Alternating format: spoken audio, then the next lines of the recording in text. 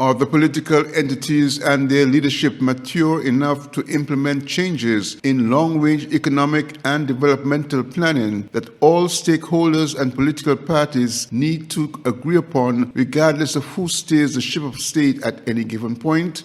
The question was asked of Premier Mark Brantley, who heads the Nevis Island administration and is the leader of the opposition in the National Assembly of St. Kitts and Nevis.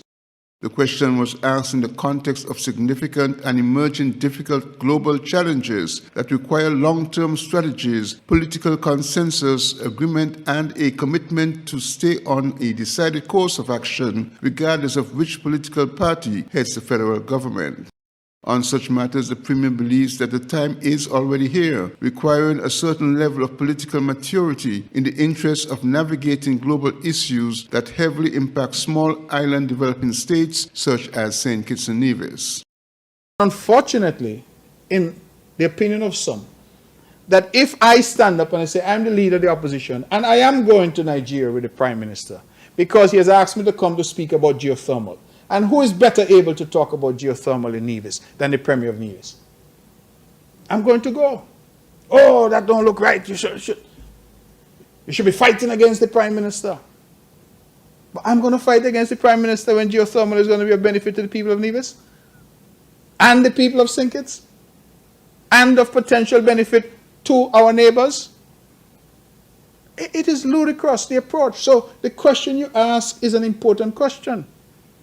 Are we 42 years on as an independent nation ever going to get to a level of maturity where we can disagree where necessary, but we can also agree where necessary on matters that are of national significance?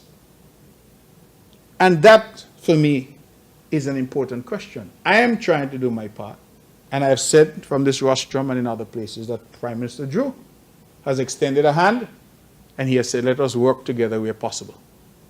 I am on the other side to him. We are not in the same bed politically. But on some of these issues, and I've identified a few, there is no point in working against a government that is trying to solve crime. There is no point in working against a government that is saying, let us work together to bring renewable energy, cheap energy to our people.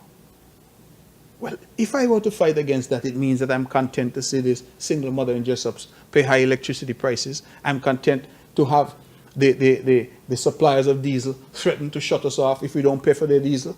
I'm content to pay $3 and $4 million a month for diesel. I'm content whenever there's war in the Middle East or wherever in any oil-producing country to have the cost of living like a yo-yo here, no control over it because all of these exogenous factors.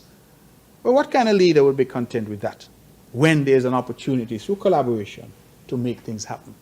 But according to the Premier, there are people in each political party who remain unwilling to work with other political parties on critical national issues that have long-term implications for the country.